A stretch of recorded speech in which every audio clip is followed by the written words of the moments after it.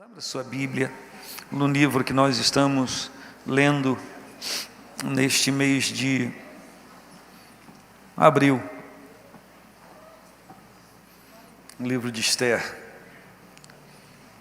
capítulo 8.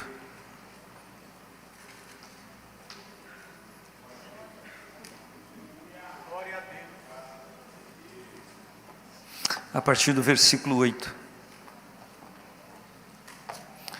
Nós estamos, queridos irmãos, todas as quartas-feiras de abril, maio e junho, celebrando aqui o tema batalha espiritual. E nós estamos recebendo palavras a cada semana, que com certeza são muito valiosas para a nossa vida. Eu te convido a vir, você que pode fazer tempo, venha.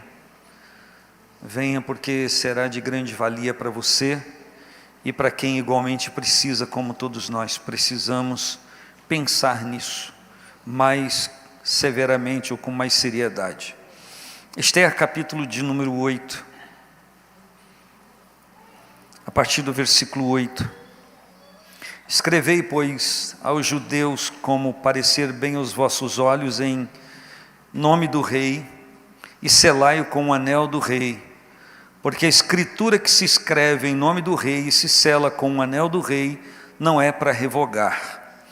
Então foram chamados os escrivães do rei, naquele mesmo tempo e no mês terceiro, que é o de Sivan, aos 23 do mesmo, e se escreveu conforme tudo quanto ordenou Mardoqueu aos judeus, como também aos sátrapas e aos governadores e aos maiorais das províncias que se estendem da Índia até a Etiópia, 127 províncias, a cada província segundo a sua escritura, e a cada povo conforme a sua língua, como também aos judeus segundo a sua escritura e conforme a sua língua.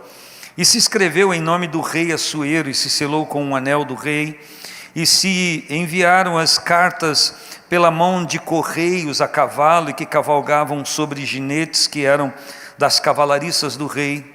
Nelas o rei concedia aos judeus que havia em cada cidade que se reunissem e se dispusessem para defender as suas vidas e para destruírem e matarem, assolarem a todas as forças do povo e província, que com eles apertassem mulheres, crianças, e que saqueassem os seus despojos. No mesmo dia, em todas as províncias do rei Assuero, no dia 13 do 12º mês, que é o mês de Adar.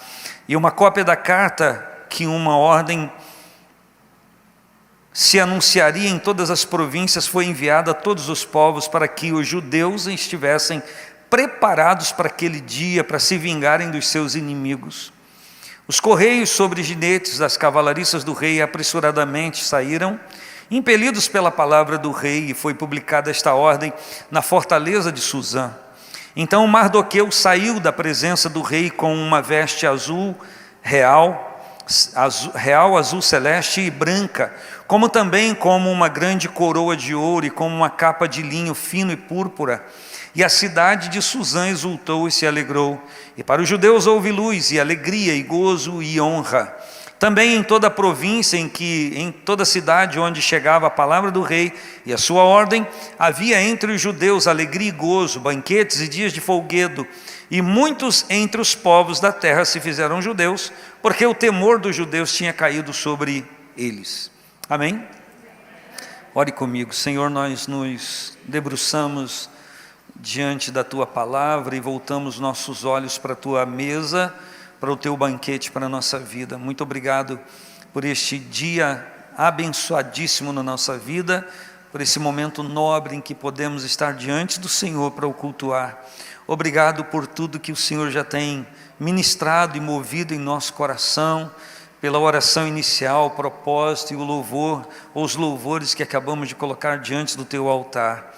Pai, em nome de Jesus Cristo, seja assim o nosso propósito para esse momento, Senhor, enquanto os Teus anjos que estão ao entorno deste lugar, dentro deste lugar, ministrando aquilo que convém ao Teu povo, Senhor, e o Teu Espírito, Senhor, ministrando aquilo que convém a nós, dentro de nós. Senhor Deus, nós liberamos nosso coração, não só para Te exaltar, Te glorificar, celebrar a Tua presença, mas liberamos a nossa vida para que entre o Rei da Glória e ministre em nós tudo que o Senhor queira fazer, tudo aquilo que o Senhor percebe em mim, tudo aquilo que o Senhor está vendo em mim, na vida do meu irmão presbítero Reidinando, pastor Fábio, em cada obreiro desta casa, Senhor, em cada irmão, em cada irmã, em cada adolescente, criança ou jovem, adulto ou ancião da tua casa. Pai, o Senhor está vendo a nossa vida, venha, Senhor, ministre a nós, mova com teu Espírito na nossa vida. Nós queremos ser inteiros, nós queremos ser completos, estarmos completos diante do Senhor. E se há algo na nossa vida que precisa soltar-se, de que nós precisamos escapar, Senhor, ó Deus, se há um perigo iminente, um laço preparado, meu Senhor, em nome de Jesus Cristo, assim como o Senhor revelava a Eliseu os desígnios do rei da Síria, Senhor, não permitia que o seu povo caísse em emboscada, que o teu Espírito em nós esteja trazendo o alerta do céu, o alerta do Senhor, para que a cada cilada armada a gente possa fugir do mal, desviar do mal e seguir em frente dando glória ao teu nome. Seja assim, Senhor, para com a minha vida, para com a vida do meu irmão e irmã, em nome de Jesus. Quem confirma, diga amém. Amém. Glória a Deus. Nós estamos saboreando neste mês, devocionalmente, muitas coisas explícitas de Deus aqui no livro de Esther, e nós estamos diante de um contexto em que o Amã, que fez o edito em nome do rei, porque tinha um anel do rei para selar, sobre a matança dos judeus num dia específico. Ele já havia morrido, mas a lei que ele fez com o selo do anel do rei estava de pé, e ela não podia ser revogada conforme a lei dos reis medo e persas. Não tinha como tão somente se cancelar aquilo, porque era a regra desse reinado, era a regra dessa dinastia que reinava sobre 127 províncias, e como a gente leu no texto, desde a Índia até a Etiópia, ou seja, era um domínio muito forte, um domínio muito grande, e o povo de Deus ele está confinado debaixo de uma lei que iria se cumprir, num determinado mês do ano, num determinado dia. Em todas essas 127 províncias habitavam gente do povo de Deus, e eles estavam debaixo de uma ordem. Naquele dia específico, todos eles seriam mortos. Era o edito do rei, era o que estava assinado pelo rei, selado com seu anel. E a questão toda aqui é que simplesmente eles tinham que ficar paralisados, eles tinham que tentar escapar, tentar fugir para algum lugar, ou então morrer. Eles não podiam revidar ao ataque que eles iam sofrer naquele dia. E depois de desconfigurado toda essa trama diante do rei, a própria rainha Esther, ela se lançou aos pés do rei, clamando ao rei misericórdia para o seu povo, e ele disse: você sabe que essa lei não pode ser revogada, infelizmente esta lei está feita e nesse dia irá cumprir, mas vamos fazer o seguinte, vamos eleger Mardoqueu aqui, o grão-dezir aqui, o primeiro-ministro dessas províncias todas, e ele então decide o que faz, só não pode revogar a lei, mas eu lhe dou o meu anel que estava na mão de Amã. E o que Mardoqueu faz? Ele faz uma lei, e essa lei apressuradamente vai para todas essas províncias, em todos os lugares, em todos os assentamentos, em todo o povo, para que eles autorizassem, ou o rei já tinha autorizado, que os judeus não precisavam morrer, eles não precisavam ficar parados diante daquela morte iminente, eles poderiam se defender daquele momento que viria para os assolar terrivelmente. É sobre este assunto que eu quero conversar com vocês hoje, nessa questão de batalha espiritual, nessa questão de luta espiritual. Eu quero pegar esse contexto para conversar com vocês, e mais ou menos assim, talvez eu não seja eficiente na comparação que eu vou falar a vocês. Paulo escreve aos Romanos dizendo que o resultado do pecado é o quê? Ele disse que quando alguém pecar, o resultado do pecado é a morte. É uma lei espiritual, e ela não é revogada.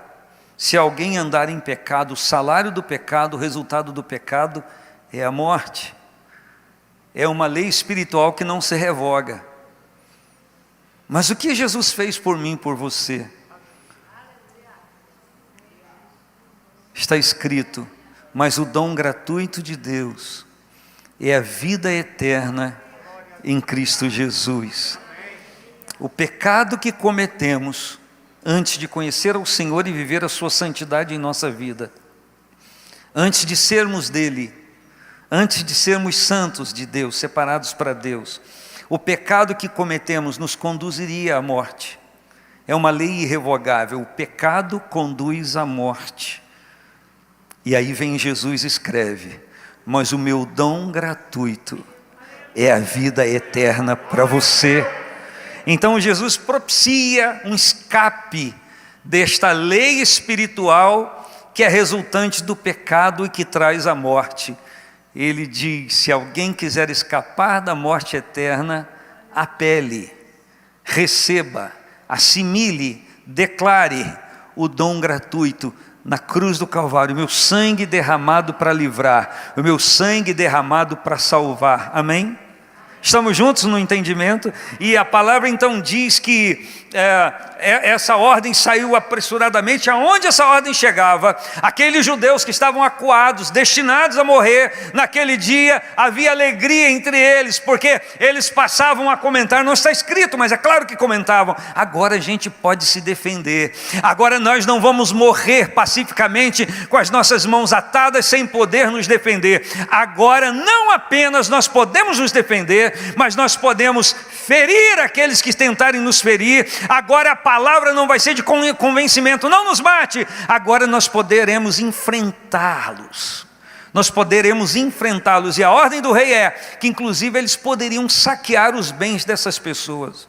E o contexto da história nós sabemos que naquele dia determinado eles venceram os seus inimigos.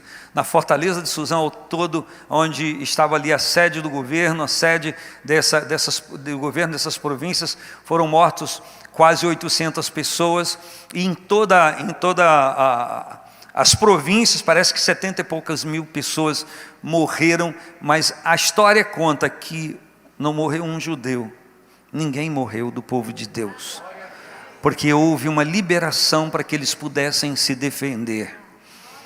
E eu quero conversar com você sobre isso, que você não precisa, nessa batalha espiritual que você vive, que a sua vida está envolvida, ficar acuado contra a parede como se você não pudesse reagir. O que eu quero falar ao seu coração hoje é que você pode reagir nessa batalha espiritual. Nesta guerra espiritual, você pode reagir. Quando a gente lê que eles podiam se vingar, isso parece soar estranho para muitas pessoas, mas nós não podemos ler isso aqui e não contextualizar ao que estava acontecendo. A vingança seria: eu não vou morrer quieto, eu vou lutar pela minha vida e pela minha família. E se o inimigo não quer recuar e permanece atacando, quem vai ser ferido é ele. A Bíblia diz que o inimigo vem por um caminho, mas ele foge por 7, por causa do pavor de Deus na vida daquela pessoa que ousa afrontar os santos de Deus. Está em Deuteronômio 28, e eu quero sobre a sua oração, porque isso diz respeito a todos nós, conversar com vocês, ministrar a vocês hoje sobre esse delicado assunto que envolve a nossa vida, e trazer alguns versículos bíblicos que falam que eu e você não precisamos ficar amarrados, amordaçados, aprisionados, detidos, retidos, mas que nesta batalha espiritual Deus provê escape para todos nós, em qualquer esfera da nossa vida, para qualquer pessoa que apelar para o poder do Senhor. Aí em Apocalipse um versículo que diz que os santos de Deus, os servos de Deus, venceram toda sorte de ataque do inimigo pelo poder do sangue de Jesus. É claro que muitos de nós se restringem a falar do sangue de Jesus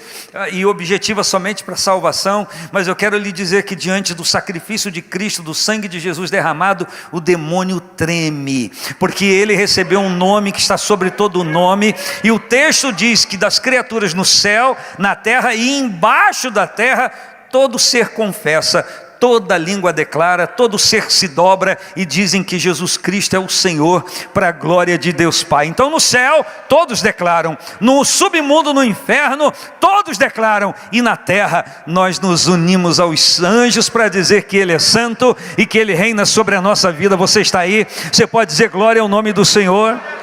Aleluia. E a Bíblia então nos diz que quando essa notícia chegava, havia uma grande alegria, havia muita alegria, porque era o poder deles se escaparem, e eles se prepararam para a batalha, como tinha um dia determinado, e só naquele dia determinado o inimigo poderia vir para os matar.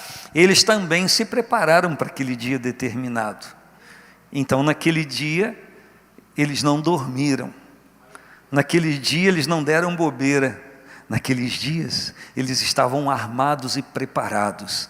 Todo aquele que vier para nos matar, nós vamos nos defender. E se matar para nos defender é o que tenhamos que fazer, assim será nessa batalha.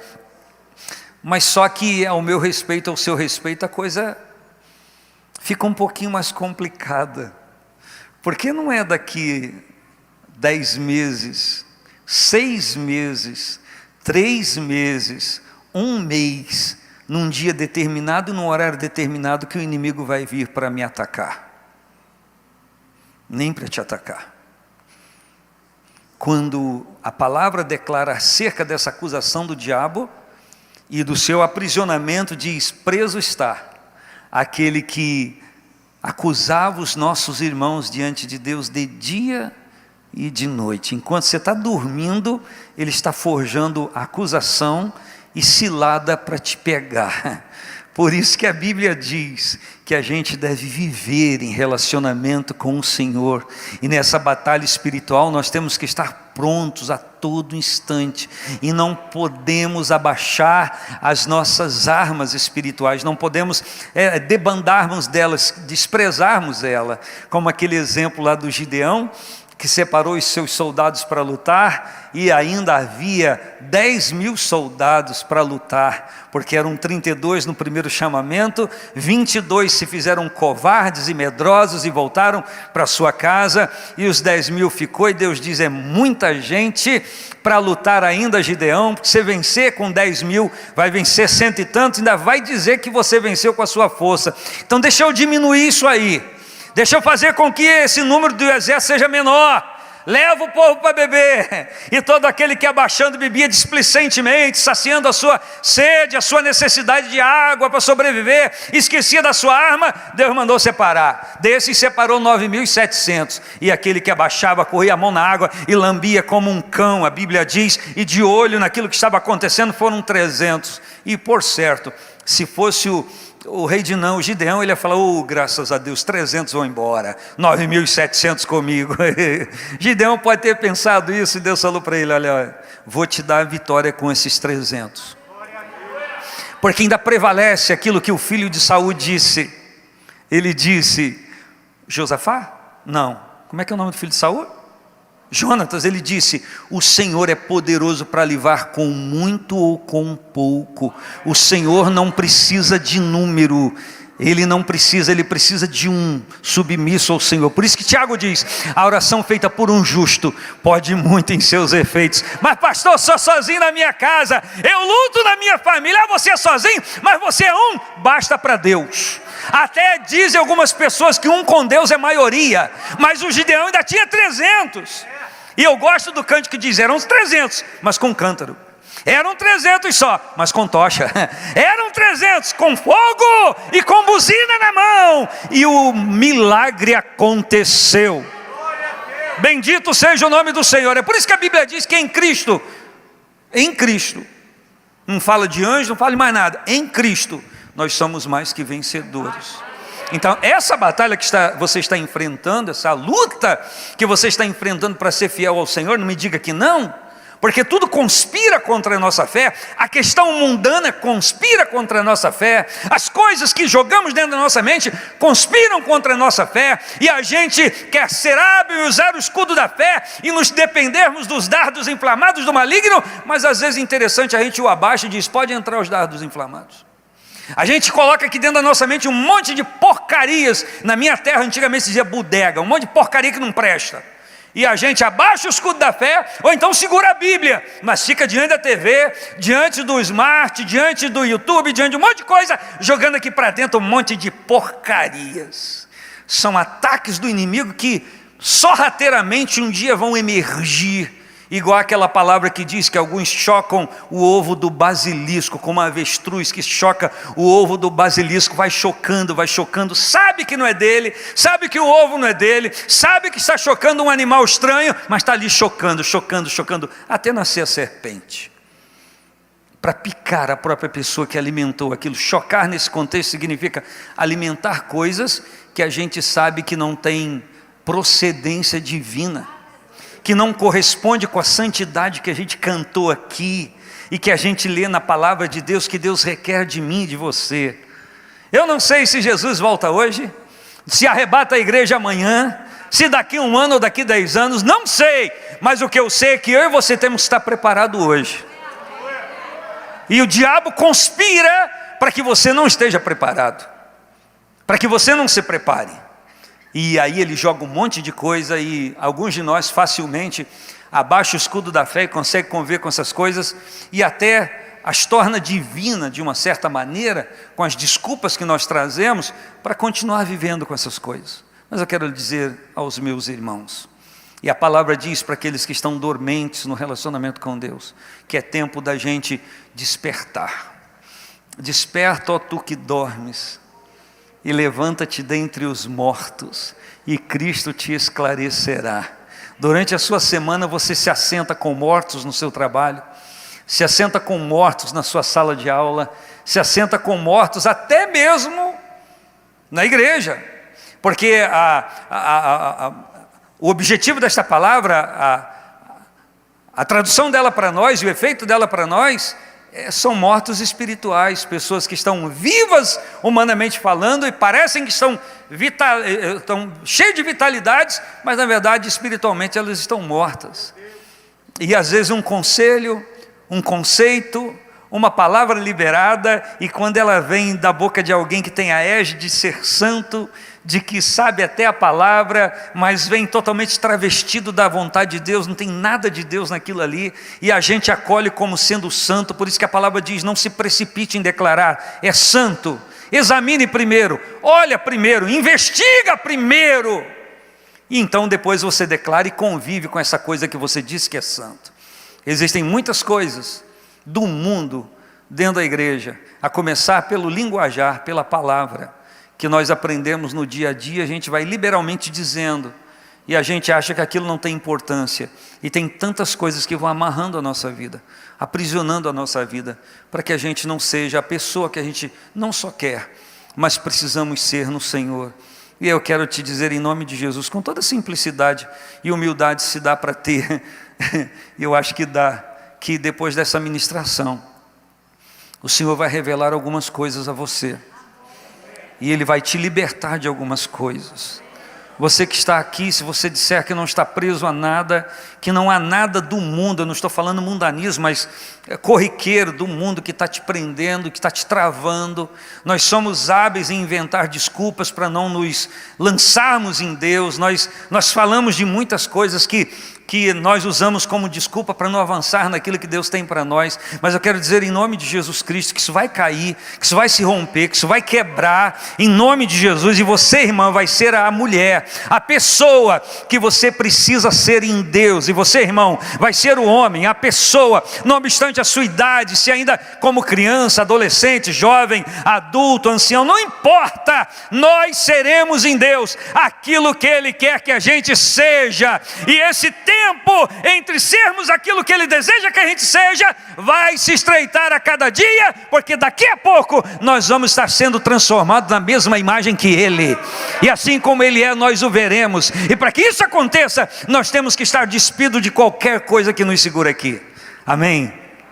Glória a Deus. Então, em nome de Jesus, assim como esse povo conseguiu soltar-se desse edito de morte, disso que era algo assentado e determinado, eu quero dizer a você, mais uma vez eu repito, você pode e deve se defender nesta batalha espiritual e no mundo espiritual. Um dos versículos mais extraordinários que eu encontrei na Bíblia sobre isso, está em 2 Coríntios, no capítulo 10, no contexto fala que, é ali que fala que as armas da nossa milícia não são carnais, mas poderosas em Deus para destruir fortalezas.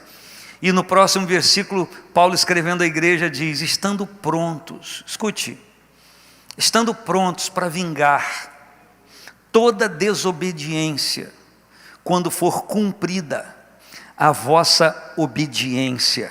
Quando você cumpre a obediência devida ao Senhor, e você se submete a Ele, segundo o texto sagrado, você está se vingando do tempo em que você não se submetia ao Senhor. Na linguagem popular do rei Dinã, você está indo às forras do tempo perdido em que você não se dobrava à autoridade de Cristo na sua vida, mas agora você está vingando toda a desobediência com a sua obediência ao Senhor. Quer ir às porras da toda a malignidade que o inimigo trouxe ao mundo e quiçá a sua vida e a sua família? Se submeta ao Senhor, se vingue dele. Por quê? Porque ele é insubmisso, ele não nunca vai se recompor em obediência diante do Senhor. Mas a mim e a você, que somos imagem e semelhança de Deus, o Espírito de Deus agindo na nossa vida com o poder glorioso da sua palavra, nos dá autoridade de vencer a nossa própria carne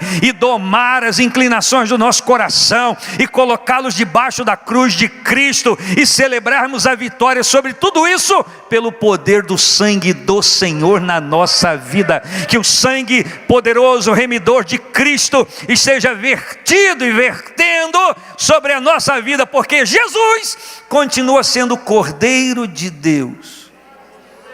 E quando João Batista diz, eis aí o Cordeiro de Deus, ele não diz, eis aí o Cordeiro de Deus que tirou o pecado do mundo.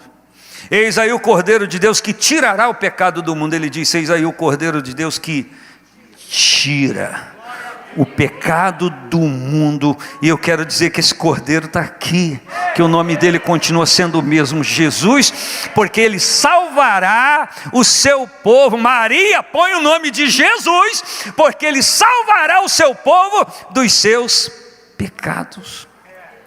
Então toda trama que o diabo possa fazer para te encarcerar, para te prender, para você não ir mais além em Deus, Deus libera e propicia para você formas de você se defender.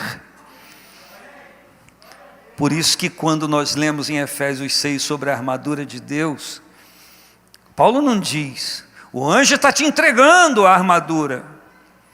Paulo não diz, o anjo está dando a um escudo da fé, a outro o capacete da salvação. Ele não diz. Ele diz como alguma coisa que está na dispensa divina e que você pode se achegar no balcão da dispensa divina. Me permita imaginar, pensar. E você pode chegar e fazer uma requisição, o que você quer?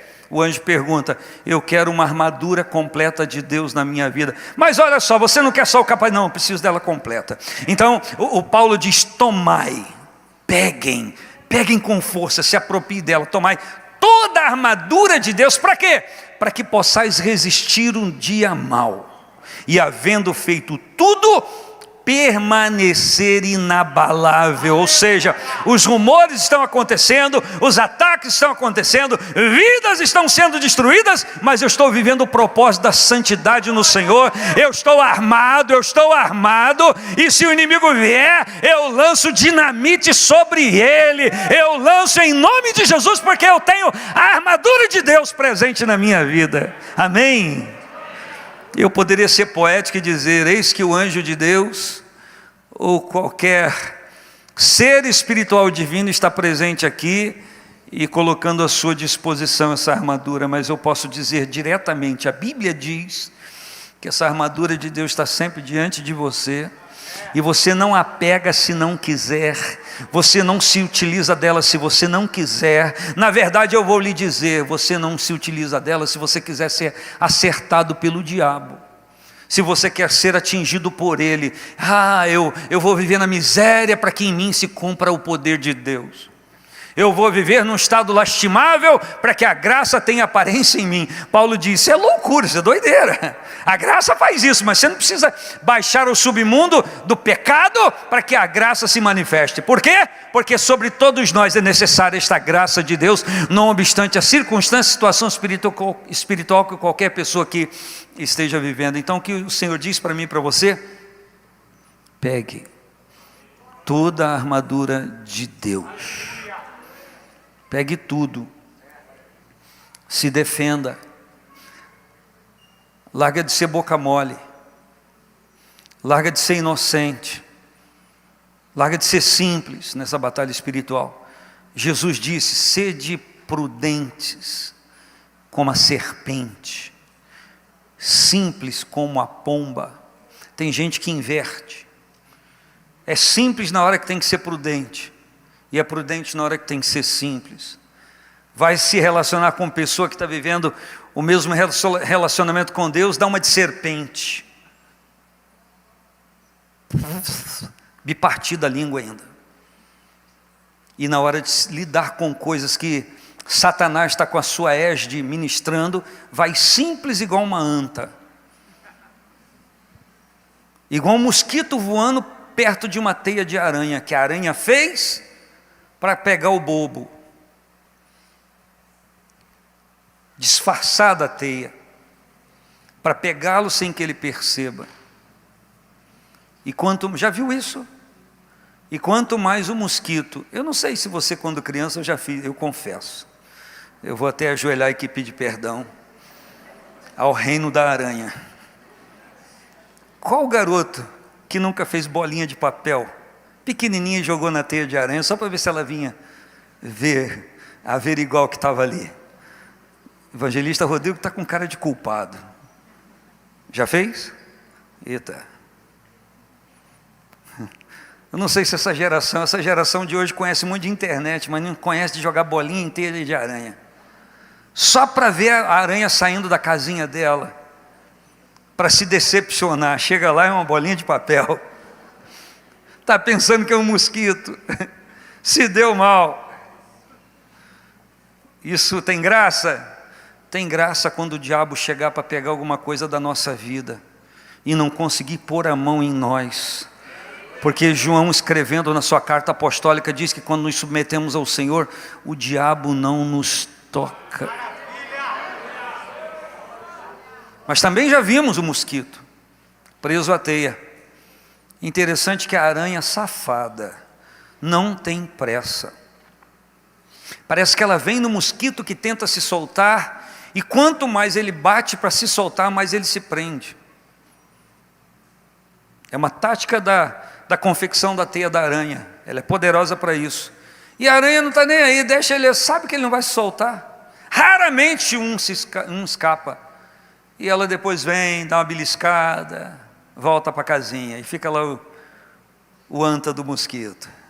E daqui a pouco, quando ela quer se servir, ela vem e faz a sua refeição, como se estivesse cevando a vítima.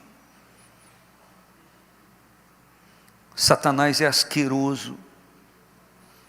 Ele sabe como cevar as suas vítimas. E cevar é uma linguagem antiga de alguém que prepara algo para apanhar o bicho que ele pretende. Arma lá um alçapão, coloca dentro da gaiola um pássaro de determinado tipo e coloca o que aquele animal, aquele pássaro gosta de comer num alçapão armado.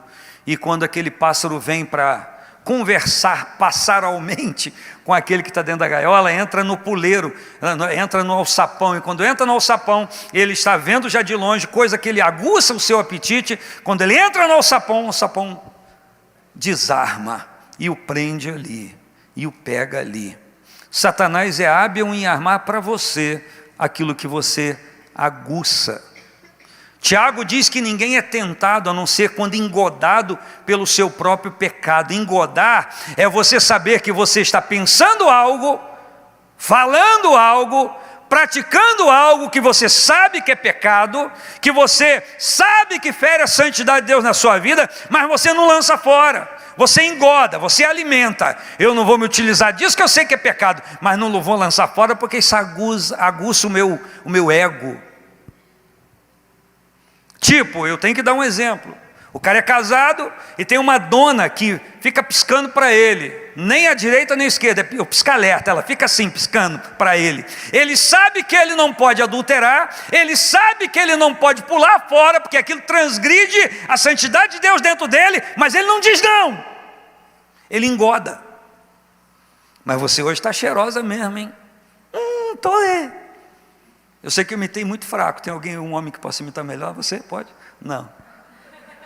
Engodar é não dizer não.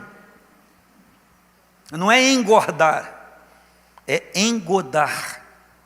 Você não diz não à situação, você não diz não à pessoa. Quando eu digo você, eu não estou me referindo a você, estou me referindo a outra pessoa além de você. Então meu irmão que está do lado, isso é um problema seu.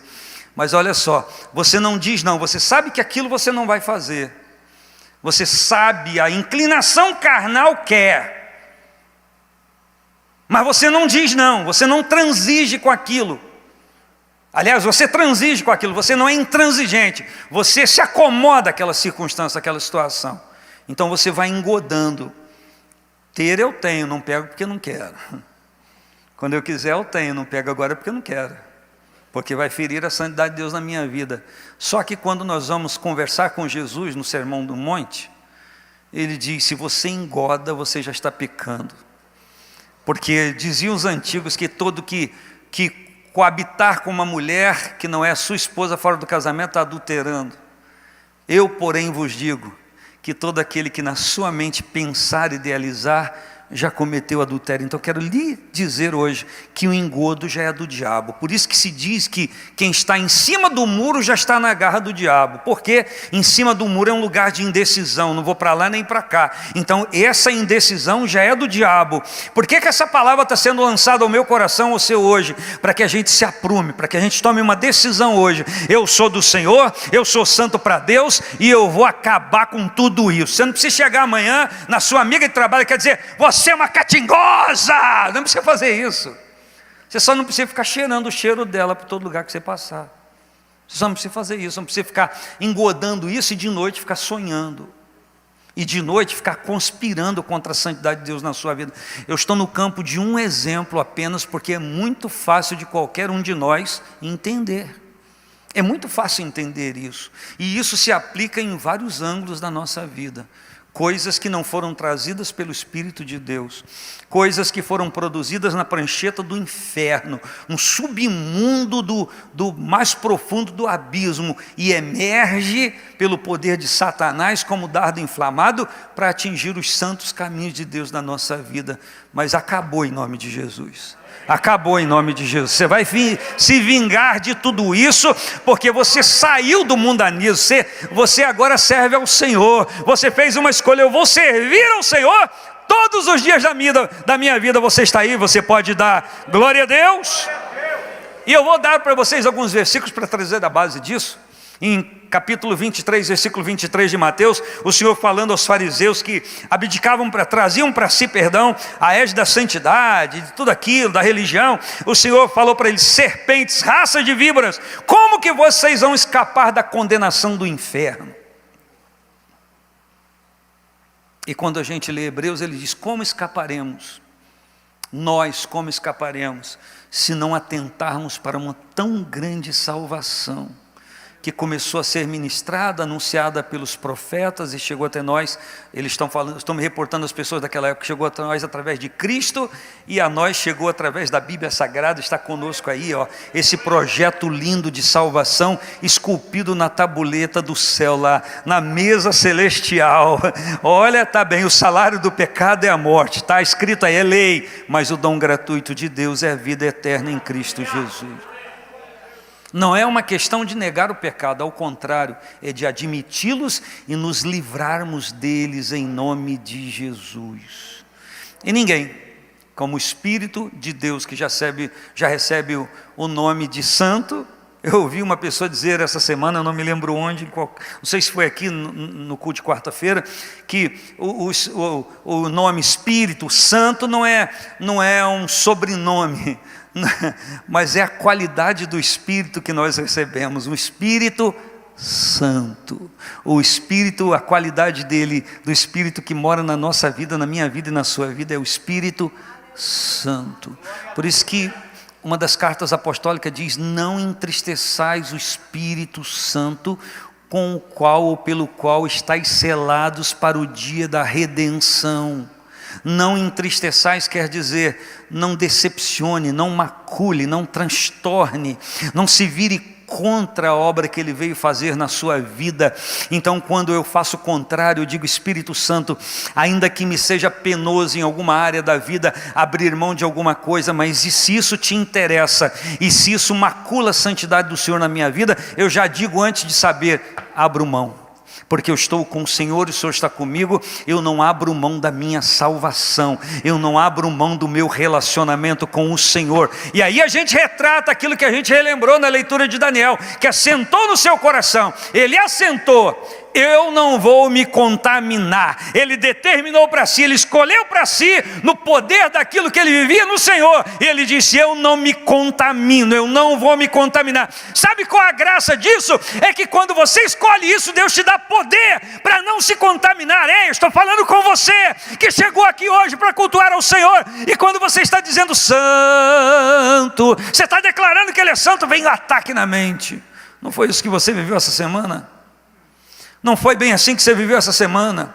Você hoje vai resistir esse ataque, porque se você fez ele é verdadeiro, você vai resisti-lo e vai dizer: Satanás, se prepara, porque agora eu vou às forras, agora eu me vingo, eu vou me vingar de você. Toda obediência a partir de agora é uma vingança minha contra você. Deus na minha vida, eu me vingando da sujeira que você tentou impregnar na minha vida. Agora eu sou separado, agora eu sou santo, agora eu estou limpo, e eu vou caminhar em santidade. Sabe o que vai acontecer? Você vai conseguir. Aleluia. Você vai ficar até admirado: como que eu consegui? Porque não é tão complicado.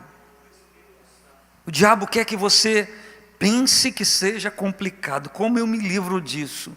Eu sou um bichinho nessa teia que a aranha armou. Por isso que o salmista disse: o laço quebrou-se e nós escapamos, como um pássaro do laço do passarinheiro. Oh, glória a Deus! Eu gosto dessa expressão, porque ela não diz que apenas alguém se soltou do laço. Diz: o laço simplesmente não existe mais. Ele se quebrou, ele se rompeu, acabou. Essa história pregressa foi vencida. Vamos para frente. E aí Paulo diz: esquecendo das coisas que para trás ficam. Quantas pessoas são amarradas com as coisas que ficaram para trás, que não vai praticar mais? Ele nem pensa nisso. Enquanto a irmã Marineiva chega com seu vestido novo aqui para nos ministrar com o teclado, nem pensa mais nisso. Depois, no final do culto, ela passa ali na porta: pastor, por que você falou isso? Escute aqui: o laço quebrou-se, você já está em liberdade. Ei, acorda, acorda. Você já está vivendo a liberdade de Deus.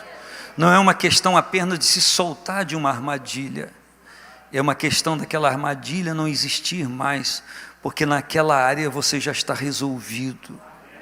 E nas outras áreas, o Senhor vai te ajudando a resolver-se. Eu lhe digo com a pouca experiência que eu tenho, mas com um pouco de conhecimento da palavra: você não tem razão para ficar preso a coisa alguma que não seja divina na sua vida, a não ser que você queira, a não ser que você curta isso, que você engode isso. Mas você, enquanto ministro, dessa forma simplória, você, o Espírito Santo trabalhando em você, pode te ajudar a fazer um decreto para você, um decreto interno, um decreto de Deus. Aqui é território santo. Aqui não. Aqui não mais. Jesus disse, João escreveu no capítulo 10, eu conheço as minhas ovelhas, das minhas ovelhas sou conhecido, elas conhecem a minha voz, e elas vêm para fora e me seguem, mas não conhecem a voz do salteador, do ladrão. Quando diz conhece, ele está dizendo não atende, não se relaciona, não obedece. A Bíblia diz, Paulo escrevendo à igreja, diz que Satanás, o próprio, se transveste de anjo de luz para enganar, mas não a você, porque você tem o Espírito Santo que te guia a toda e em toda verdade.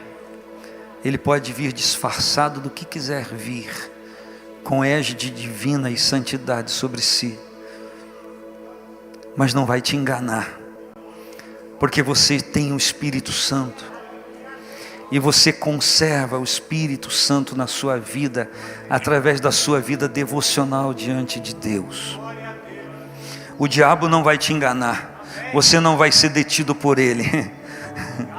Hebreus 12:11, deixando todo embaraço e o pecado que tão de perto nos rodeia, corramos com paciência, com perseverança a carreira que nos está proposta. E o segredo é o próximo versículo: olhando para Jesus, o autor e o consumador da nossa fé. Segundo o gozo que lhe estava proposto, suportou a cruz e desprezou a afronta, e assentou-se à destra da majestade nas alturas. Não troque, é para suportar a cruz e desprezar a afronta.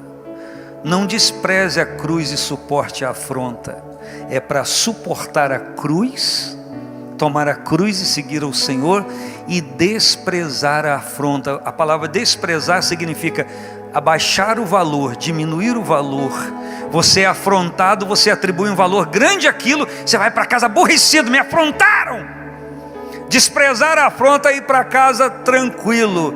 Me afrontaram, mas não dou valor nenhum a essa afronta, porque não vem de Deus e não é verdade acerca da minha vida. Diziam, ele expulsa demônio por Beelzebu. Jesus desprezava essa afronta. O diabo não tem nada comigo, eu não tenho nada com ele. Aí inventa outra história aí, Satanás, porque essa eu não caí não. E aí você tenta servir ao Senhor com alegria, alguém vem e te insulta, e você para. Fui insultado dentro da casa de Deus. Imagine, um irmão que se sentava comigo me insultou, me afrontou. Era para você ter desprezado. Sabe por quê? Porque se associa a afronta a quem afrontou. Não, a pessoa que disse isso é uma pessoa elevada. E aí você qualifica o nível da afronta da boca de quem veio. Não se engane, toda ela, se for afronta, toda ela vem da mesma fonte, do diabo. A cara e o sonido da voz pode ser familiar e te atingir gravemente, mas ela vem da profundeza do inferno. Então despreza, avalia e despreza. Eu estou com Deus e Deus está em mim.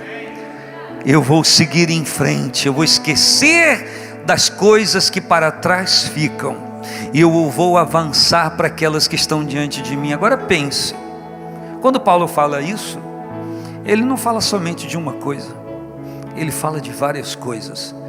E sabe uma das coisas que mais entristecia Paulo? Quando você lê, você compreende o coração dele.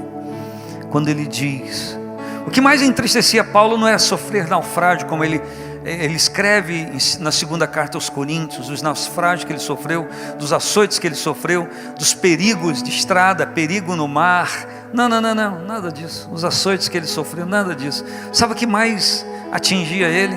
quando ele se lembrava que ele perseguiu a igreja do Senhor. Quando ele lembrava disso, isso o feria profundamente. Por isso que ele diz: nem de ser chamado apóstolo eu sou digno, porque persegui a igreja do Senhor. Quem sabe você estando aqui, você já foi um acusador, um murmurador, você já foi uma pessoa que já falou poucas e boas do evangelho, da igreja, e talvez isso lhe fira, talvez você se sinta machucado por isso, ou porque já viveu uma vida pregressa e se sente machucado por isso. E Paulo teve que resolver isso. Ele compreendeu que enquanto ele não resolvesse isso, ele não poderia seguir em frente. Por isso que ele disse: esquecendo das coisas que para trás ficam. Quando ele diz para trás ficam, ele está falando de coisas que não fazia mais parte da vida dele naquele momento, mas que o inimigo insistia em trazer e lançar-lhe no rosto. Você fez isso, como a história diz do tradutor da Bíblia para o alemão. Como é que é o nome dele mesmo? Quem falou? Como é o nome dele? Isso, Martinho Lutero? Como é que é o nome que você falou? Fala mais alto. Aí, obrigado. Traduzindo a Bíblia para o alemão, diz que o diabo aparece para ele e diz: que lindo, hein? Traduzindo a Bíblia na sua linguagem, para o seu povo, hein? Você já fez isso, já fez isso, já isso, e deu a lista longa dos pecados dele. E ele disse: tem razão, já fiz tudo isso aí. Você só esqueceu da última frase. Que última frase? Qual é? Escreve aí: e o sangue de Jesus Cristo me purifica de todo pecado.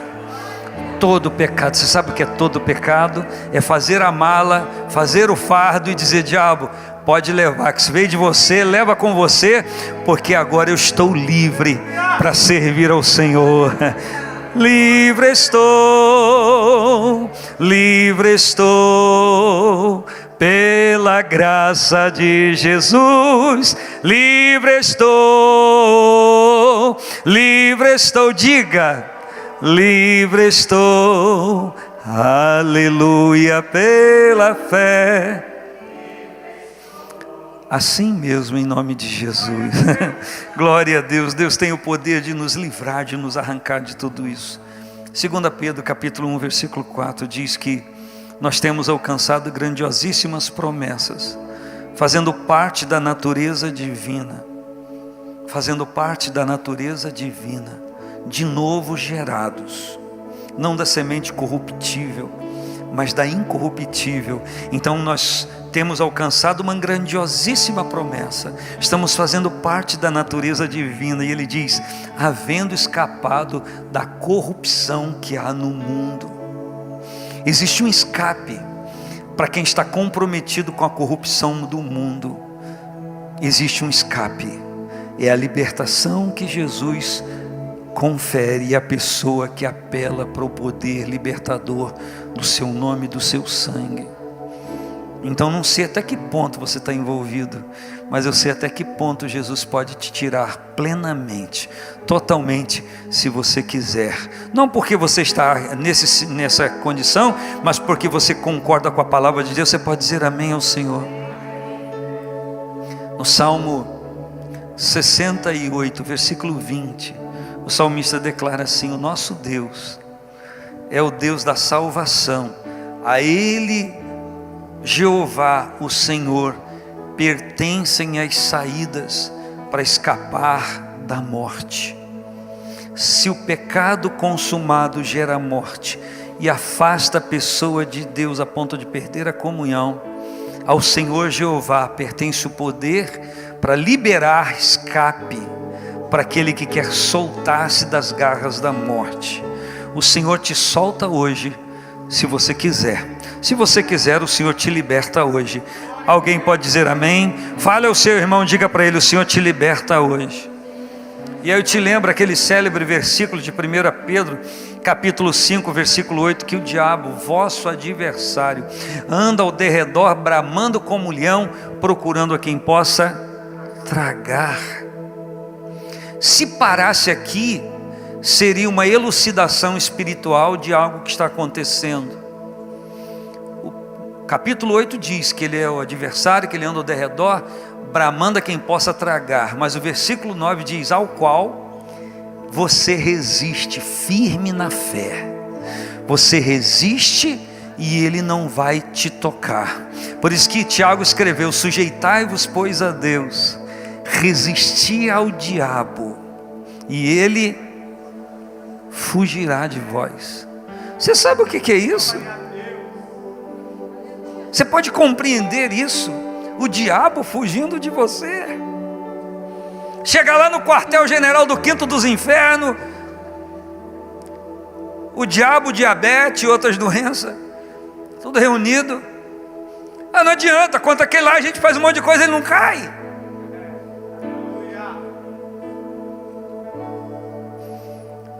Diz o rei da Síria: eu tramo aqui coisas para pegar o exército de Israel, e eles não caem na minha cilada. Tem traidor no reino, porque o que eu tramo é na minha câmara de dormir, ninguém entra lá. Sou eu comigo tramando para destruir o exército de Israel, e não consigo, eles não caem na minha emboscada. Tem traidor no reino, tem gente escutando por detrás da parede. E alguém levanta: ô rei, posso falar? Fala aí, rapaz. Não tem traidor aqui não. É quando tu está na câmara de dormir tramando contra o exército do povo de Deus. Você não sabe. Deus está vendo, Deus está ouvindo, Deus está sabendo. Sabe o que Deus faz, rei?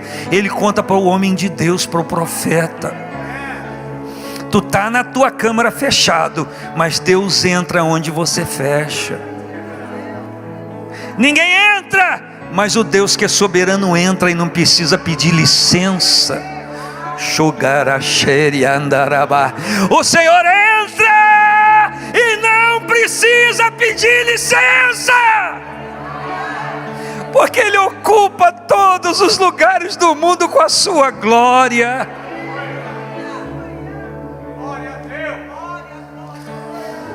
É o profeta que diz para o rei: ele não cai na minha emboscada.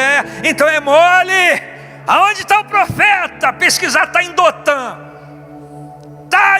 Aí anoitecendo, chega no amanhecer, está todo o exército do rei da Síria lá em Dotã.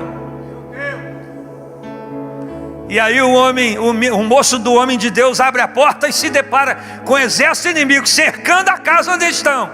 A aldeiazinha, o povoado de Dotã. E ele vem gaguejando para dentro e vai: vamos morrer. Por quê? Porque o exército inimigo está aí fora e não vão nos matar. E aí o Eliseu diz: Senhor, abre os olhos do moço para que ele veja. E aí a Bíblia diz que Deus abriu os olhos do moço, e ele viu um outro exército em maior número, com carros e cavalos de fogo, que cercava o exército do inimigo, que cercava o homem de Deus, que veio para proteger. E eu digo de novo, que todo mundo já sabe o que eu vou dizer: se o diabo, nosso adversário, anda ao derredor, o Salmo 34 diz que os anjos de Deus acampam-se ao redor. E a gente cantava isso desde pequeno: ao meu redor Deus sempre está, ao meu redor para me guiar com seu amor tão puro e bom. Deus está sempre ao meu redor para me guiar. Declare para você, sobre você: ao meu redor. Diga: Deus sempre está. Declare: ao meu redor ao meu redor para me guiar com seu amor tão puro e bom. Levanta a mão para dizer: Deus está sempre ao meu redor para me guiar. Posso perder todos meus bens e o bom amigo me faltar. Podem os meus pais me abandonar, que Deus está sempre ao meu redor para me guiar. Ao meu redor, cante, Deus ao meu redor para me guiar. Diga: com seu amor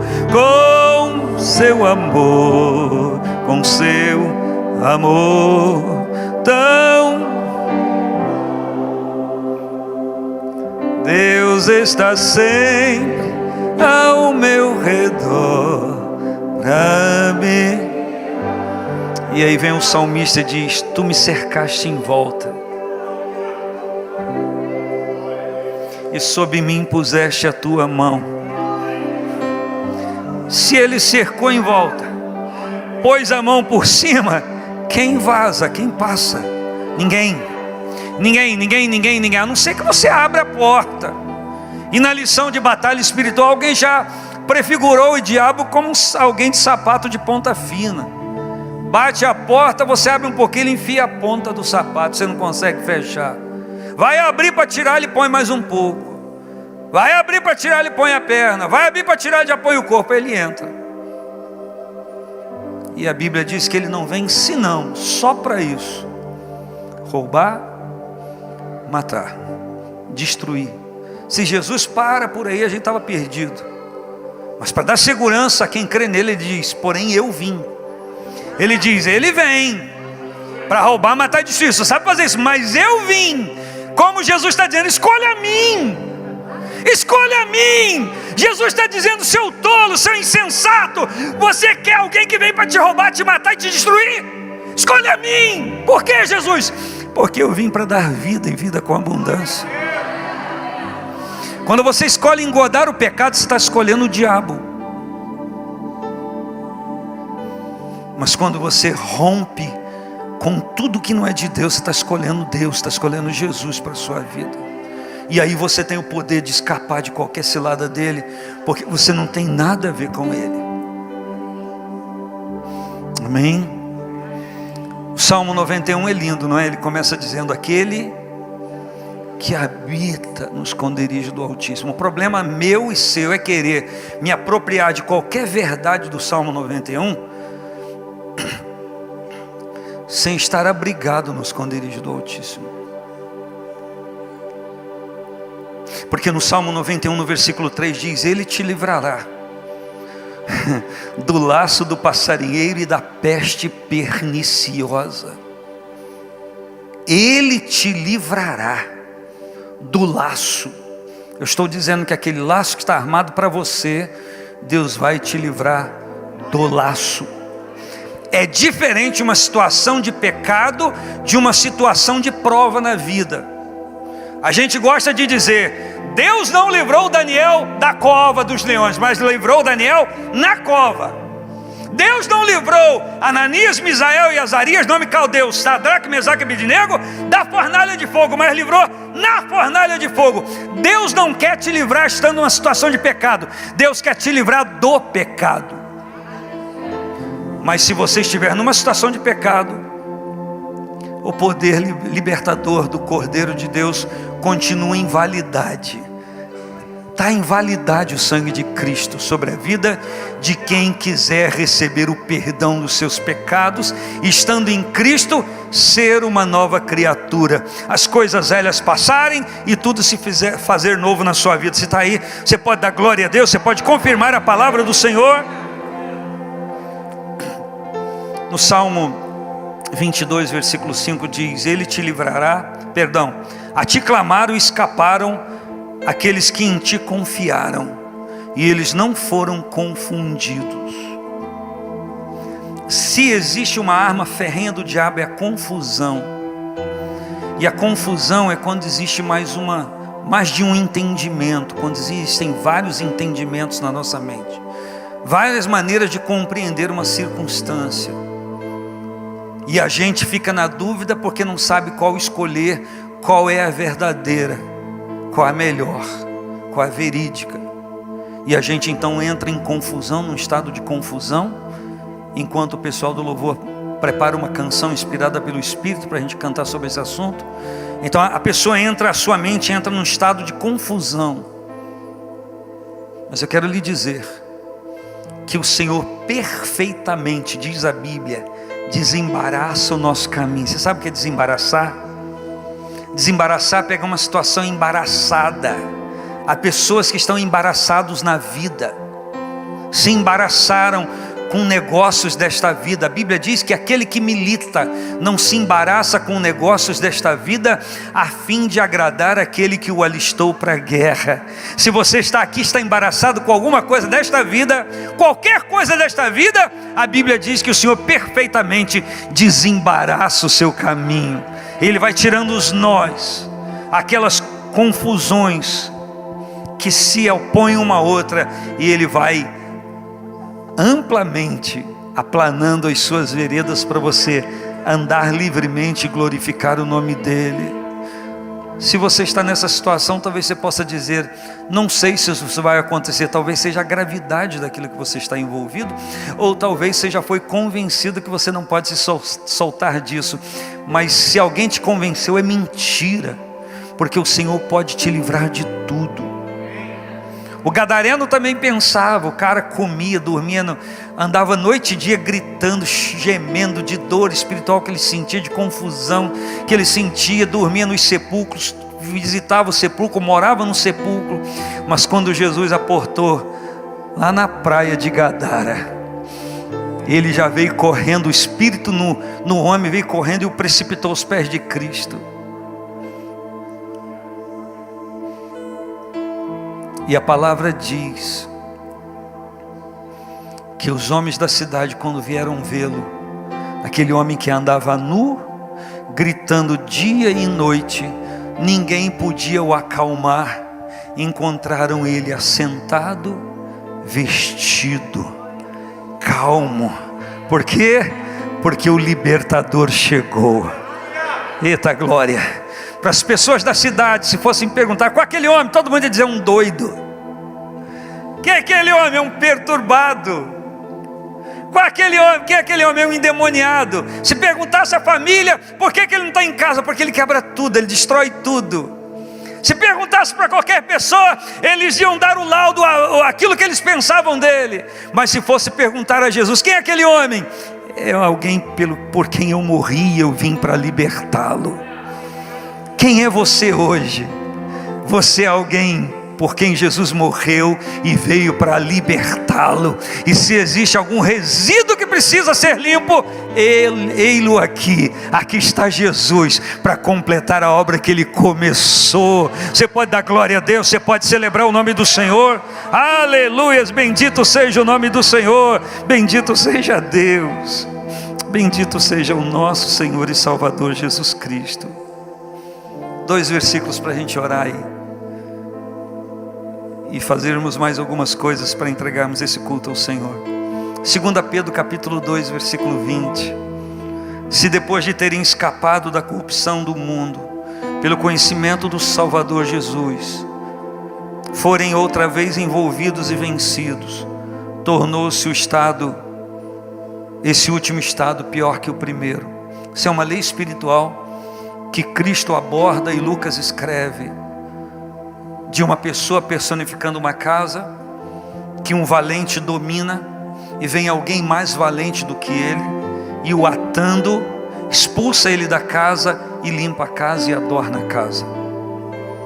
E essa pessoa que recebeu essa dádiva, de escapar disso, se livrar disso, não manteve Cristo em sua vida, em sua casa.